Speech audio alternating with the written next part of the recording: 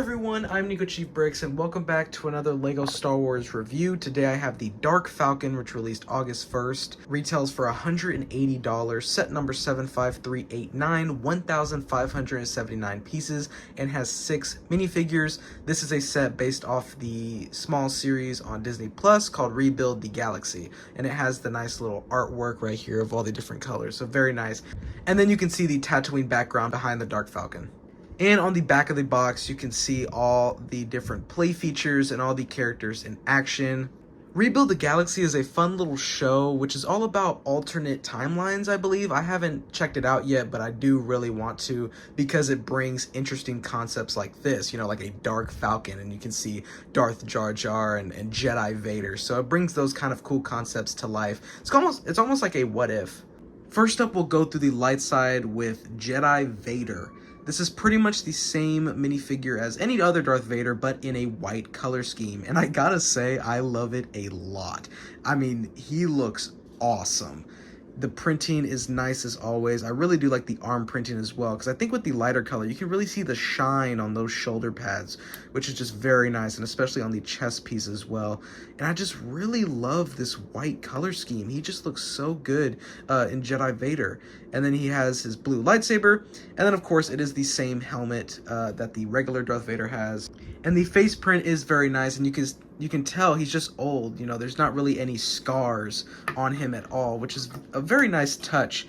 But it's nice that he still has the armor, even though I'm sure he's not as damaged as he was in regular Star Wars timeline. But yeah, this is just a very awesome concept to get in Jedi Vader, and he does have a white cape as well. He just looks very awesome in this color scheme. And the last character on the light side is Beach Luke, who is holding a blue milk, and you can see him in his just pants. You can even see the flip-flops printed on there. This is just a nice casual Luke in his beach attire. You can see like his chest and belly, so it's a very interesting concept. I don't know if I'm fully behind it or not. I don't really have any feelings towards it. Definitely a very interesting concept, and you can see on the back the printing, like you can actually see his home on Tatooine, and then like a surfboard, so that's very cool detail there. But this is the older Luke, so he does have his long hair and his beard, and he is wearing glasses. He does have a second face, which I can't tell if it's a more smiling one. I think it is a smiley face. So very cool there. Like I said, I don't know if I'm fully behind the concept of Beach Luke, but it is an interesting figure to get. Now heading on to the dark side with the Sith Lord himself, Darth Jar Jar. Never would I have thought we'd been getting a Darth Jar Jar from LEGO, or Star Wars nonetheless, from this small show. But like I said, it brings the opportunity to do these kind of characters. He does have a double-bladed lightsaber, so I see he's taking after Maul.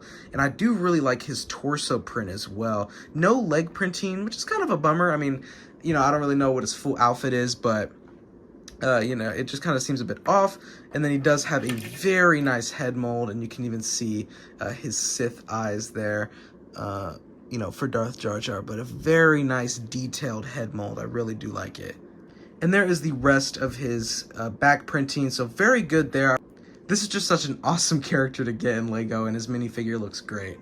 Up next, we have Bounty Hunter C-3PO. Definitely an also interesting concept. I can't imagine C-3PO being a bounty hunter, hunting just targets and stuff, but it's a very fun concept. He does have a black arm on the right side with some very nice printing. I really do like that. Same here on the left side. Both arm prints look very nice. And his torso and leg printing look nice as well. It's using the same, not dual molded leg, so just like the printing on it. I would have liked a dual molded leg for C-3PO, but I think that one was just for the UCS land speeder. And then I really do like his head mold. Same C-3PO head mold, except this one has red eyes to really show that dark tendencies to Bounty Hunter C-3PO. And then on the back is just the rest of his printing. Same as always, I think, for past C-3PO printings, other than that black arm. But very interesting concept, but still a very detailed minifigure. Up next is Darth Rey, who we see partially in The Rise of Skywalker. I really do like her attire. It's very simple, as it is just, robes, so there's really no need for leg printing or anything like that, but it does show her upper attire very well. And then she does have her double-bladed lightsaber that kind of acts as two lightsabers and then switches into a long lightsaber, but Lego doesn't really have a mechanic piece like that, so they just use a binocular piece and add two red blades to it. But it does get the look right in terms of when it is in that position.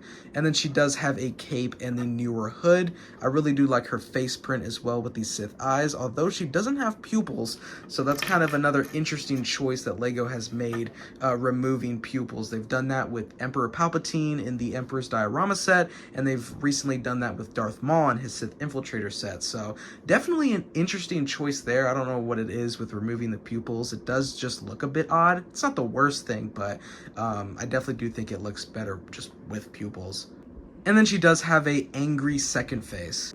Overall, it's a very good minifigure, and I really like it. And then the last character is Darth Dev, which is short for Darth Devastator, who is an original character for the show. And I think in that alternate timeline, he is the one that is leading the Empire. I could be wrong. Like I said, I haven't seen it, but I've seen some information, and I'm very excited to see his character, because I gotta say, if there's one thing about this minifigure that I really like, it's his printing. His outfit looks very awesome, very Darth-esque, and I really do like that. I love the printing as well. I like the no printing on the left arm, well, technically right arm, and the printing on the left arm. It looks very awesome. He does have his red lightsaber, but I just really love the printing of his attire. It just looks very awesome. And then on his face, you can definitely see his Sith eyes. And, well, not really Sith eyes, but you can kind of just see the dark side tendencies with kind of the eye bags under his eyes. And then I really do like his hairpiece as well. And he does have a cape. His second face doesn't really show any dark side, which, maybe he turns good. I don't know, but this definitely does just look like a regular face just smiling on. You can just see the difference. You can really see his dark side on the other one. Honestly, just a very interesting character, and I just really love his printing. Here is the Dark Falcon. I never thought I'd see a Falcon in this black color. It looks very awesome. Pretty much, I think, the same Falcons that we've gotten, just with some more better techniques, I would think. This is my first Falcon, so it's a very nice experience to build it, even though it is a dark side version, not the true Millennium Falcon, but a still fun experience nonetheless. But I really do like the way this looks. Starting over here, instead of a radar dish on the regular Millennium Falcon, it is instead a Death Star laser, which I really do like, and it's very fitting for the dark side Falcon. And then it is on a ball joint, so you can move it whichever which way you want to fire at any opponent that you are firing at. But I really do like that it's a Death Star looking laser instead of a radar dish. This set does have quite a bit of stickers, especially all the vents on the back and on each side, and this little cockpit right here, but definitely would have liked some printed pieces. The cockpit is printed, but that's pretty much about it. Here on the top is the top quad laser cannon, which I really do like. Like the Death Star laser, it is on a ball joint, so it has a lot of movability, and then it is on one of the spiraling pieces, so it has a 360 turn radius, so I really do like that. But it's built very well. And then, of course, you can fit minifigures to use the laser cannon. If you simply just lift the cover up, there is a platform that slides out with 2 sitting spaces for minifigures, although definitely these minifigures with capes definitely takes up a lot of the space, but it does have 2 seating arrangements nonetheless, and it simply just slides back in there, and you close up, and they are ready to fire. I really just like the exterior detail, especially here on the back, using the kind of paint rollers. There's just some detail, and then you can see these 6 exhaust vents. All are stickers, sadly. I would have loved them to be printed, but nonetheless, I mean, they still look very nice and are essential to the rear of the Millennium Falcon. And then on the back are the engine thrusters, which instead of blue on the regular Falcon are red to really show that dark side. But it looks very menacing, but very clean as well. I really do like that color. And then you can just see all the greebling and exterior details here on each side. Here on the top are some more stickers for like the hull plating detail. And then the actual cockpit itself and the windshield up here are the only two printed pieces in this set. Definitely would have been a hassle if they were stickers to put on, so I'm glad they were printed. But I really do like the red windshield color along with the black border. It just looks so menacing and really is just the dark side. And then you can see just a symbol up here, which looks very nice as well. The actual cockpit piece is just attached by two studs, so it's pretty simple to take off, and it reveals the cockpit, which does have seating for two minifigures to sit in with a printed control panel and a little antenna stick as the lever. And there's Darth Jar Jar and Bounty Hunter C-3PO piloting the Millennium Falcon, so it does fit them both. A little snug, but still very good.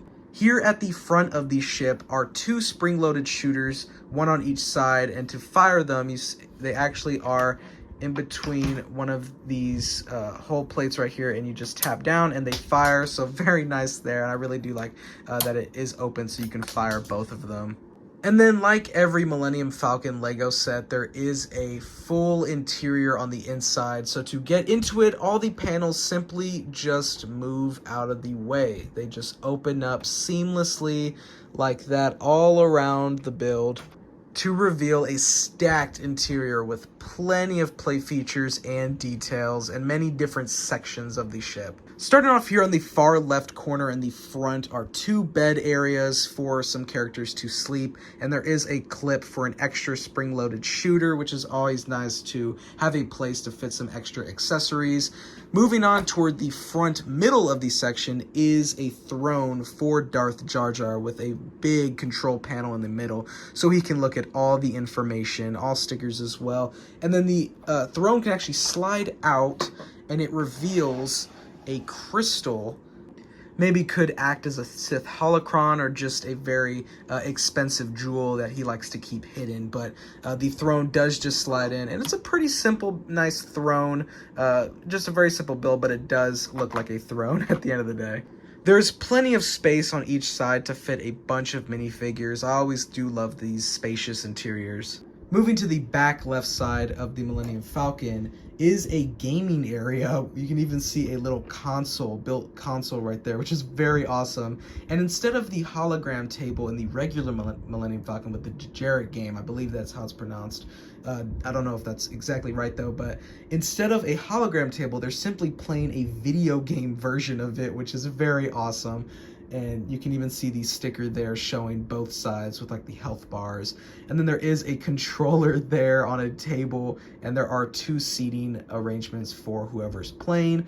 All have stickers just showing the like cushioning of the seating, but very nice there. A little nice gaming area, but I really do love this brick built like console. There's even a sticker tile down here, which I think could be the game actual case. Here on the back of the interior, it looks to be like a sort of power generator, or could be the hyperdrive, but it looks very dark side and Sith-esque, which looks very awesome and definitely does fit the aesthetic. And then just in front of it is actually a prison cell to hold either Beach Luke or Jedi Vader, but on the back of the box it is holding Beach Luke, and it simply just opens up like that, and there is a red tile for a seating place for Beach Luke to sit. There's Beach Luke all in the cell. Hopefully he'll be saved. And then on the last right corner of the ship is a small container surrounded by what could be drinks or maybe little Bacta, but this crate also does have one of the small little blue, transclear blue pieces. So could be Bacta or just like, you know, water, but that is just a crate that is stored here in the middle between a couple of pieces. And then of course the Millennium Falcon also does have a ramp. And then all you have to do is simply push down and it comes down, so then the characters can board or exit the Millennium Falcon. And then on the underside of the Millennium Falcon are the 4 landing gears and the quad laser cannon, the second one for the Millennium Falcon. I really like this set. It is an interesting concept, especially with the minifigures and just the Dark Falcon, and it was executed very well. And I really like the detail and the interior on it, and especially I really love the minifigures. You get 6 pretty awesome minifigures, especially that Jedi Vader and Darth Dev, and of course Darth Jar Jar. I mean, getting Darth Jar Jar is just an added bonus and a very nice minifigure to have. I highly recommend this set, as personally this is my first Millennium Falcon that I've ever had, and even though it is not the true Millennium Falcon, it is still a Falcon at the end of the day. I'm very satisfied with it. It's very big, it has a nice playable interior, very awesome swooshability. I love it a lot, so I definitely recommend this set, and like I said, you get 6 excellent minifigures with it. If you enjoyed the video, definitely lightsaber slash that like button and hit the subscribe button so you do not miss any more LEGO Star Wars content. I hope you all have a wonderful rest of your day. Thank you so much for watching, and until next time, peace.